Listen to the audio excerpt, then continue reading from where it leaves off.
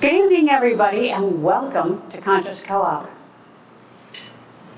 $1.12 million. That is the estimated cost of low self-esteem. $1,120,000. And low self-esteem can cost us in relationships, in missed opportunities, in quality of life, and can even cost us over $1.12 million over the course of our lifetime in lost income. Now, what would you do if you had an extra $1 million in your hands right now, right? And a whopping 85% of people suffer from low self-esteem, either in how they value themselves, self-love, or how they value their abilities and their contributions to the world, self-confidence. Now, I believe that each and every one of us deserves to feel good about ourselves, our place in this world, and about being able to create a joyous and abundant life. Don't you agree? Yeah. Yes. And each of us deserves to live feeling with that freedom of knowing we can do, have, or be anything that we want to. Now, raise your hand if you'd like to wake up in the morning feeling energetic and passionate about the day, knowing you could handle anything that comes your way. And keep your hand up if you'd like to feel good about yourself, your place in this world, and live in abundance and prosperity. Excellent. Then you're in the right place, because the good news is that's exactly what we're going to talk about tonight. I'm going to share with you the secret to manifesting all of your desires with ease and grace.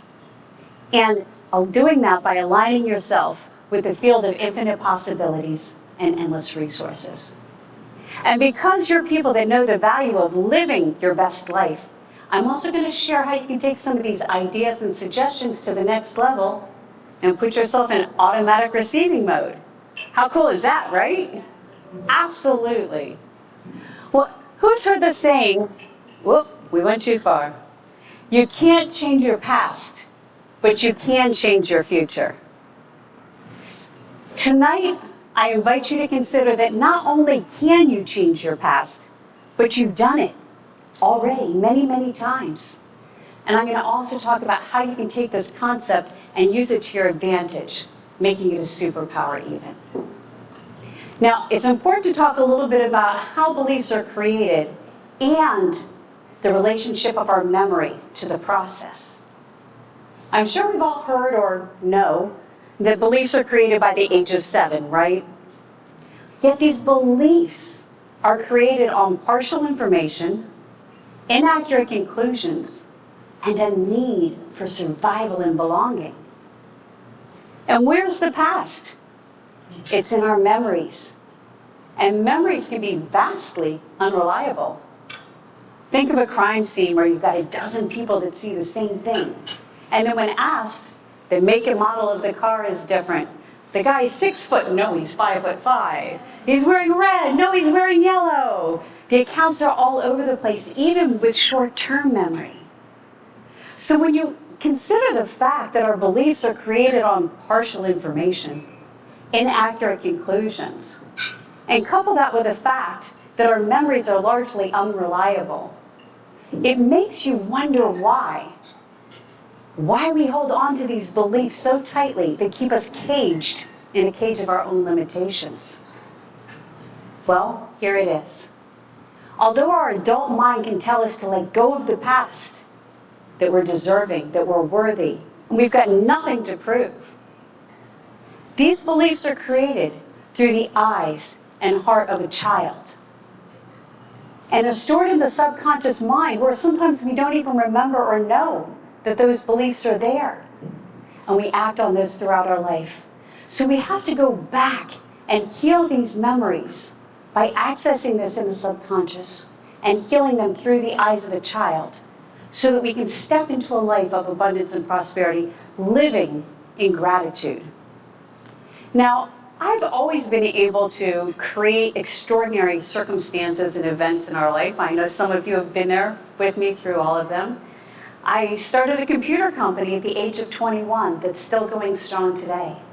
I got to sing for a rock band in front of lots of people. And I started a TV show And I was the producer and starred in it. They aired on the Fox network for almost 5 years. Now, all of these things I did because I am by nature a very grateful person, and I stay in gratitude, really excited and looking at possibilities. And this is how I'm able to do these things. Now, I can clearly remember being with my band, Blonde Enough. That was our band name, Blonde Enough. I was blonde, they were enough. And we got to play with the Doobie Brothers. Now, how many of you remember the Doobie Brothers? Doug, Sam, I want you to help me out here. Whoa, whoa, whoa, listen to the music. Come on, everyone. No, whoa, listen to the music. No, whoa, listen to the music. All the time. Good job, well done. Let's give you guys a hand. Well, we were playing at a festival after the Doobie Brothers, and we were told that we needed to keep the crowd there so the festival didn't empty after the headliners played.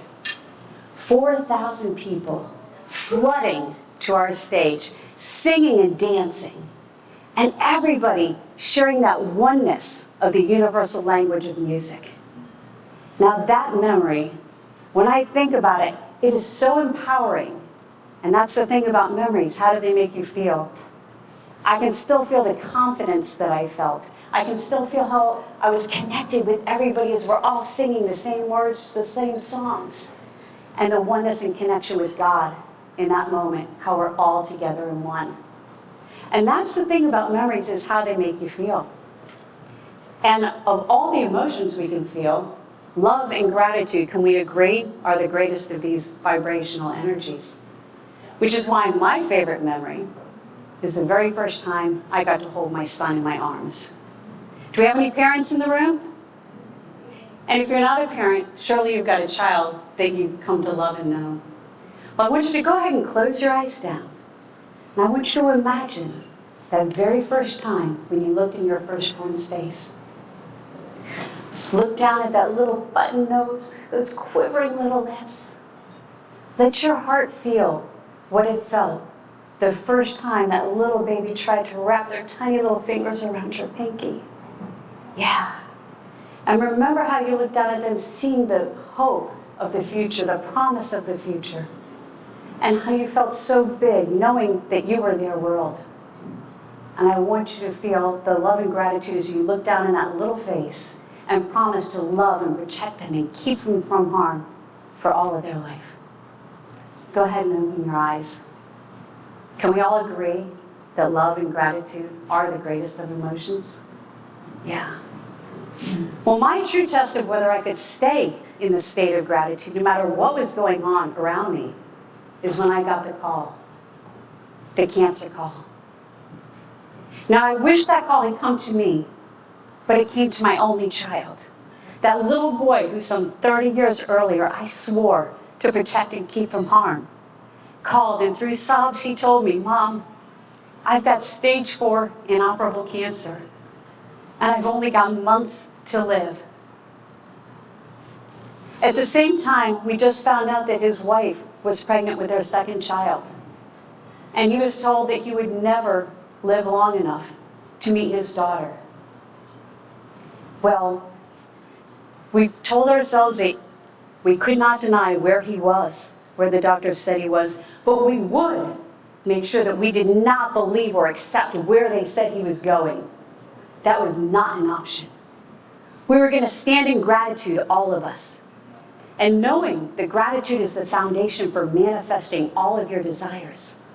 I knew I had to stay very grateful if I now was going to manifest my greatest desire in life, my only desire in life, for my son to survive, for my boy Leaf to thrive. 4.5 years later, 3 life or death surgeries, countless procedures, my son can run a mile in under 18 minutes.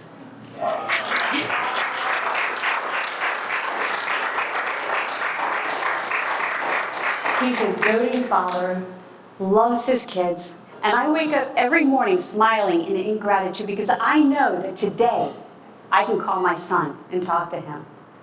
And after all we have is today, isn't it?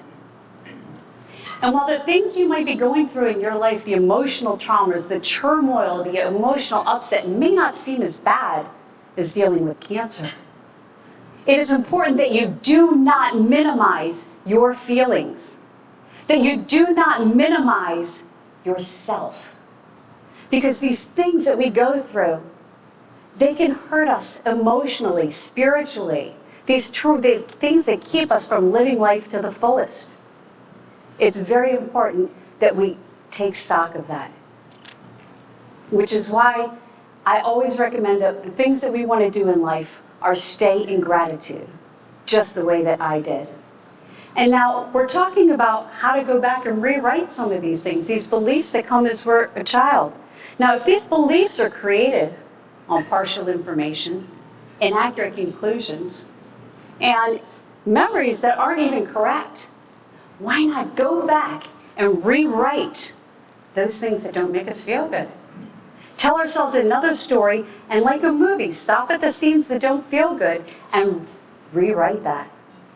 Rewrite that scene, and then play it over and over and over again until that becomes your new story. And while this is something that's a very valuable tool for you to be able to do when it comes to those things, oftentimes we don't even know that those beliefs are there. And although I have been practicing as a hypnotist and doing hypnosis for almost a decade, this is why I was compelled to go back to school and do an extra 600 plus hours of training, thousands of hours of studying to earn a 99.3% GPA at the only state licensed school for hypnotherapists in Florida. It was important to me to perfect and excel at the skills that would allow me to make great changes and to show my commitment to my craft and my clients.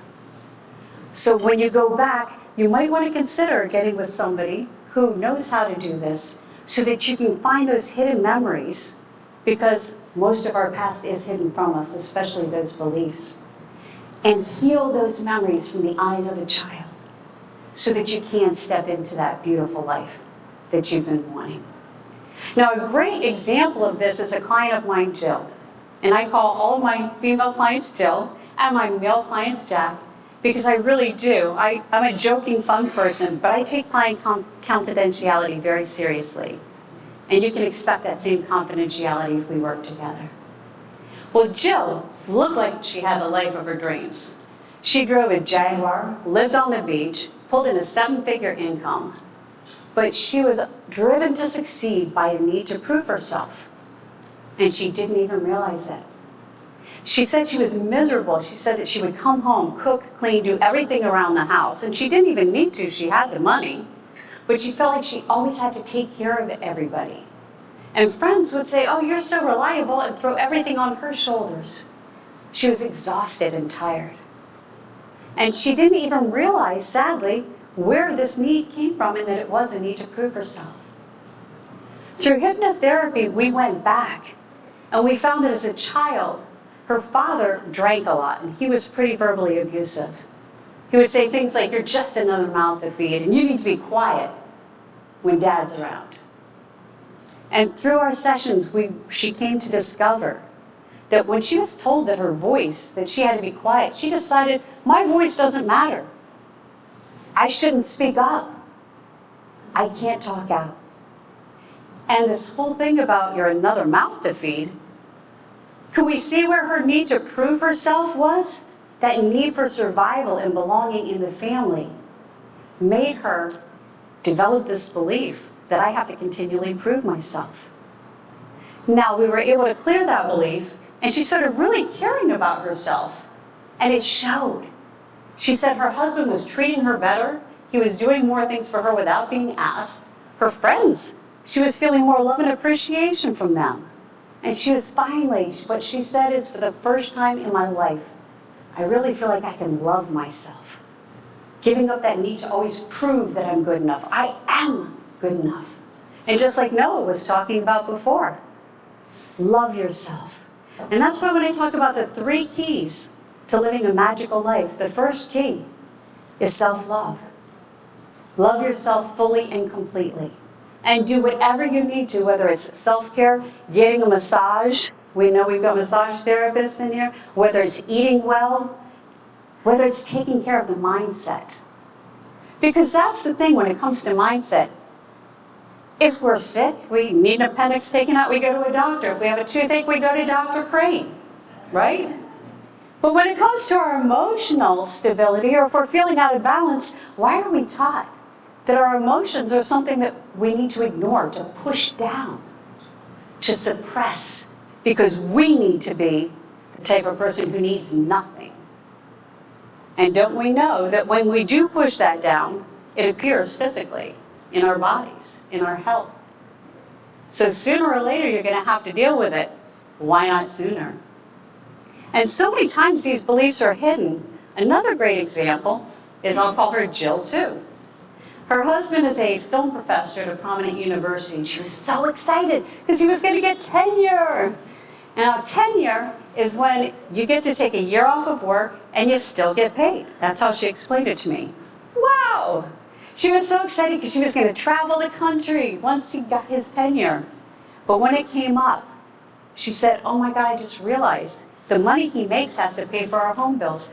I can't go anywhere. We don't have the money to travel. She felt trapped and upset because she said, everybody else gets to travel. I've waited for this and I have to deny my dreams.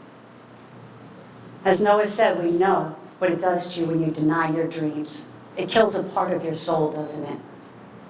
She was so upset by this, but me, being a possibilities princess, we came up with a plan where they could map out all the places they wanted to go, and then they would be able to film. They would call Toastmasters and do speakers reel, or they could call the local municipalities and do public service announcements.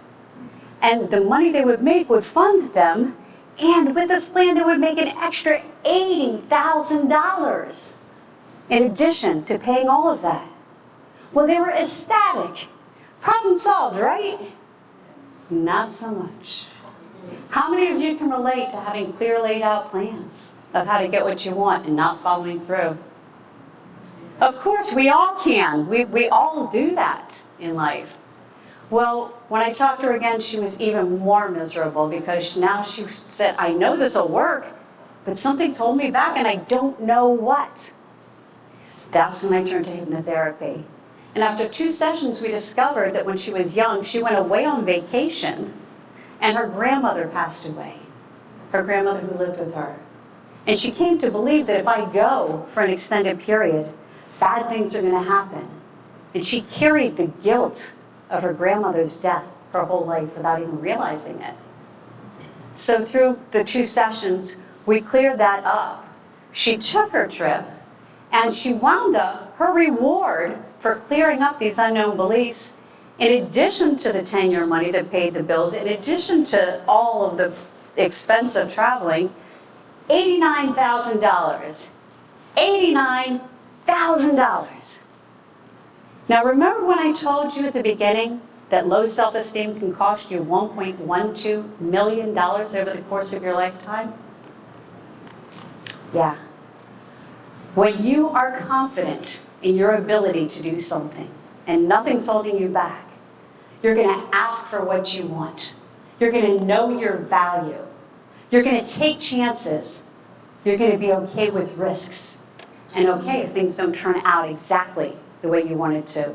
You'll know there's no such thing as failure unless you fail to try. Can we agree on that? Absolutely. Which is why the second key is confidence. Be confident in your abilities. Be confident in what you know you can do. And just go for it like you did when you were a kid. So when you have these things in place, the third key, because I did promise 3 keys, right? 3 is a good number.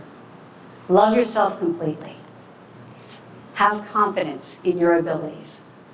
And then you can live in gratitude and really fall in love with your life. Because life is short and life is too precious to squander even a single moment.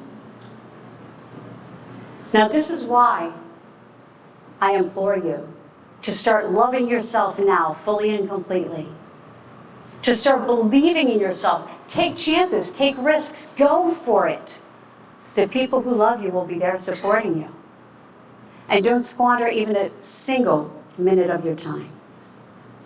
By now you know that everything that you want can be yours. And what stopped you in the past does not have to stop you now or in the future. By now you know life is too precious to squander even a single moment. So I want to make it easy, and that's the truth because I hear it ringing. I want to make it easy for each of you to get a session, to clear up what you might know is blocking you, or uncover the things that you might not even realize are blocking you. It's important that we do this work. It's the foundation for life. So for this group today, to make it really easy, well, first let's talk about how effective hypnosis is, since I've got a slide for that, right?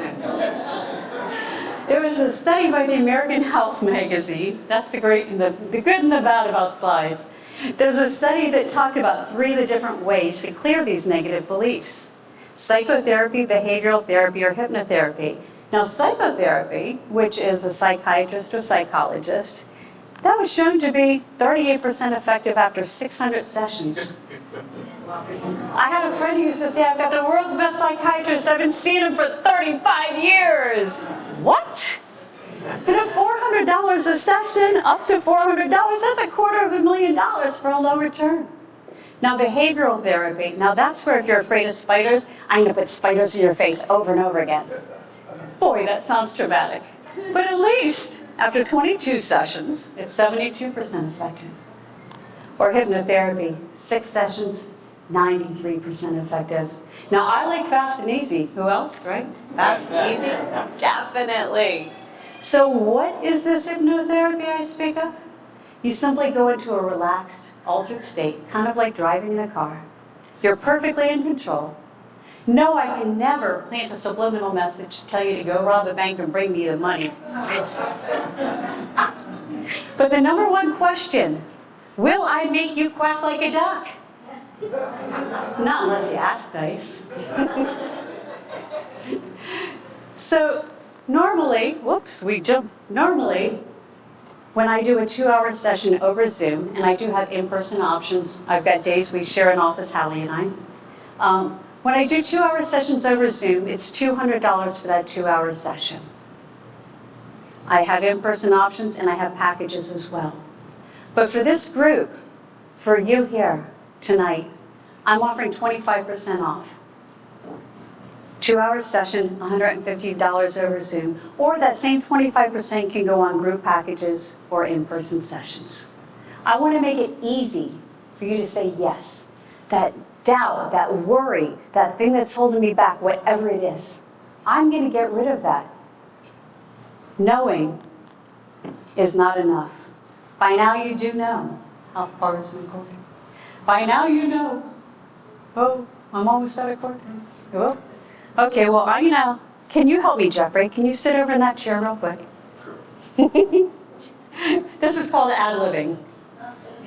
By now you know that everything you want can be yours, but knowing is not enough. Information changes your mind. Application changes your life. So if you're ready to, can you grab those scissors? We're going to do this at the phone. Can you grab those scissors right there? Yeah, thank you. And get ready to cut that cord. No, the balloon cord. Yeah, get ready to cut that. Okay. So if you're ready to cut your ties to the negative beliefs in your life, I got it. And be free to live your best life. Good job. Let's hear it for Jeffrey. You can see me afterwards. Give me a call. We'll have a heart-to-heart. We'll set up a time. Or go to pigtime.com and schedule up your day. Because after all, life is too precious to squander even a single moment. Don't you agree?